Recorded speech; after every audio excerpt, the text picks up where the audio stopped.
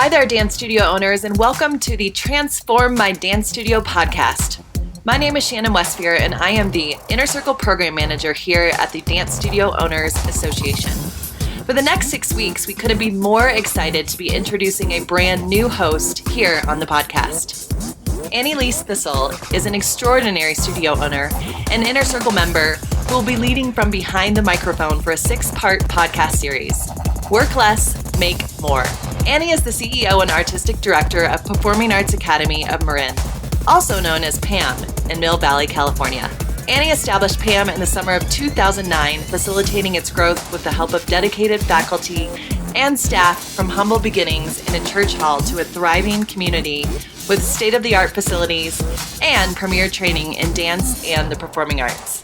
In this limited series, Annie will be your guide to achieving more freedom and balance in your studio life as she walks you through her 6 secrets to a profitable 20-hour work week. If you're looking for resource and support to grow the dance studio of your dreams, make sure to join us in the Dance Studio Owners Association. It's completely free and filled with industry-leading tools that will empower you to grow your studio and reclaim your life. Join us today at dsoa.com/join. We hope you enjoy Work Less, Make More with Annie Leese Thistle. Hello, and welcome to DSOA's Transform My Dance Studio podcast. You are listening to episode 6 of Work Less, Make More, 6 Secrets to a Profitable 20-Hour Work Week. With me, your host, Annie Leese Thistle. I am the owner of the Performing Arts Academy of Marin, PAM, in Northern California, the San Francisco Bay Area. We are up to our secret number 6, our final episode, the final hurrah. Here we are.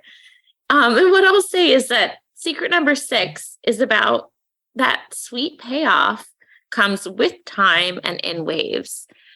So a miracle, this works and everything is moving forward perfectly and beautifully and everything is paid off and in balance and I'm in Tahiti is probably not what's going to be the norm. And even with the best laid plans, there's always adjustment. And for me now, realizing some level of success as well as very intentional planning is that even with all of this intentional planning and really good guidance, really good training, really good approach, there are still things that happen that I feel like I could do better at and work harder at in terms of, well, maybe not harder, but just work more efficiently at. And what I've realized is that it's all part of the journey, because as we improve ourselves and improve our systems, then our better version is going at things, wanting to improve them as well. So it's fairly normal to have an ebb and flow and a sense of feeling like things are going the way you want them to, and then a sense of wanting to expand and do better. And for me, the person that I am and the person that I want to be is someone who is evaluating those things. So feeling like, okay, we've reached this milestone. What's next is not necessarily a sense of dissatisfaction, but understanding it's a purpose of me wanting to learn even more and become even better than I already am. So that's an interesting balance and an interesting process. Again, why I don't like the word balance. But so it goes. The waves that your sweet payoff comes in, the waves take you higher and higher and allow your perspectives to change, which is exactly what I was just referencing.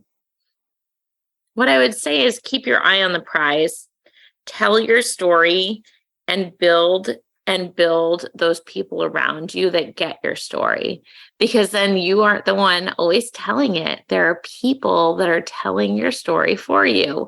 What an incredible thing. And so tangible, so real. I was just interviewed yesterday by a high schooler who's working on a piece for her college. Well, sorry, no, it wasn't college in that case. It was high school. Her high school paper on women in business for a lifestyle piece. And they interviewed me because one of my students is also part of that team that's doing it all.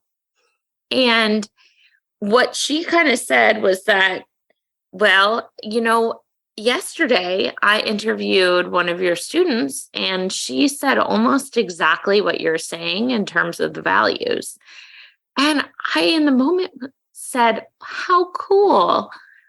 At least that is translating, because not only am I saying what I believe, but the kids who are in here every day are echoing that. And this person absorbing it as a third party, a high schooler, I think she was 15 years old, said, wow, it seems like such a great community because, you're saying this and your students are saying that. So it's all being translated seamlessly across the lines that it needs to. And in terms of seamless, I'm talking about the delivery, not in terms of our experiences every day, which are flawed, beautifully flawed, but well-intentioned and also thoughtful in the process. What I've been really focusing on in the past, again, those 3 years that I'm talking of, 3 to 5 years, is not only accomplishment and achievement and outside facing success, it's the philosophy and what's really happening at the heart of what's occurring in my business and my life. And the biggest thing I can say in terms of that is that things will begin coming to you. They could be small and you need to just listen to what those little small things are saying. And now that I'm saying that, I'm like, oh my gosh, I think Hillary just did her TEDx talk on something about listening to the whispers. And what I'll say about that is that, oh, how powerful the voices you surround yourself by are, because things that I didn't realize I was processing in this moment with you right now are occurring. And I'm like, oh, wait, that came from somewhere. So why surround yourself with really sad, negative people? Because that seeps in too. But I have these fabulous voices seeping in. So please beware of who you're listening to and how you're listening to them, because they do creep in. That was really funny. Okay, so real time moment. There we go. Another thing that I was saying, so I was saying that the things that come to you in terms of your wins and your reason for moving forward can be small. Another thing, in addition to my student that spoke so well about the studio, and the other student who is not my student who is interviewing me noticed about the both of us. Another example of that is I've wanted to build relationships with the local college that does have an incredible BFA program and a dance major through Alonzo King Lines Ballet. And I've had several people tell me, oh, well, why don't you use them? Why don't you seek them out? And truth is, I've tried, and I'll put that one in quotes, because I've had other employees reach out and say, hey, we're interested in using the students. We had an employee here, a former faculty member, give us the name of a student who did help us out last year. And I was very intentional in my approach with her this year. When we finally worked out when she could be at the studio, I told her I want to take her under my wing and I want to get to know her better. This was something I decided before I even spoke with her. Since that time, it has been incredible getting to know her as a dancer and a person, as a 21-year-old or 22-year-old. And she just asked me if I could be her supervisor for her internship project, which is a requirement for graduation. And that was a huge honor for me. And again, a small win. Does it do anything for my business? Perhaps. Does it do something for me as a person? Absolutely. And I've doubled down on building relationships and meaningful transactions. So if you can start focusing on, okay, what makes me happy? What are the things that I see in my studio that are like, yes, I am so proud of myself. This is real. This is what brings me joy. Take those and be intentional about how you make those things happen in your studio and with the people you interact with every day. I've found with my study of all of this is I just need to talk more about the things that matter to me, not to myself. I talk plenty to myself. Talk to an interview. This was an interview about the studio, but I threw in my philosophy left and right, which I've always done, but just really sell it hard, be an advocate for that. And then people start doing it as long as you're doing it in a really genuine way, in a way that produces results. The other thing too is about my focus on for my students who have a very big plate in terms of their academic responsibilities and extracurricular activities. So I want to help them approach not only dance and theater and what we're teaching in a way that makes sense to them. I want to allow them to make decisions now that will also be a decision-making process for their future. So I've been talking to them a lot about that, and it is starting to rub off. You could also have things that pay off in big ways. For me, the biggest news that I've gotten in the past 30 days is that we are officially in our best year ever. And we still have at that point, we still had another 2 months to go before the end of the year. So we are finally starting to reap the benefits of the hard work in terms of systems and all of the things that you work initially on. So again, my best encouragement for you is that results show up in a less predictable way than you might want. It takes time. If you stay the course, it will benefit you.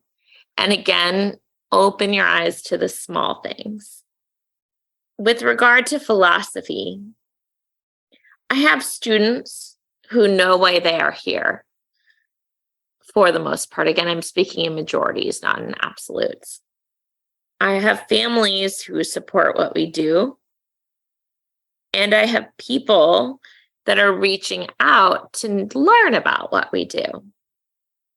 And for me, the students and families are where it starts to pay off initially, because it starts with me, then the employees, then our students and families.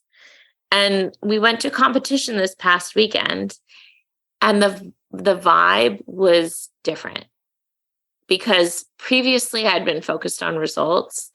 Now I'm focused on community. So what people came away from the weekend saying, which I am so excited about, is how great they felt about everyone supporting each other. It had nothing to do, I don't think one person actually, wow, again, another real-time realization.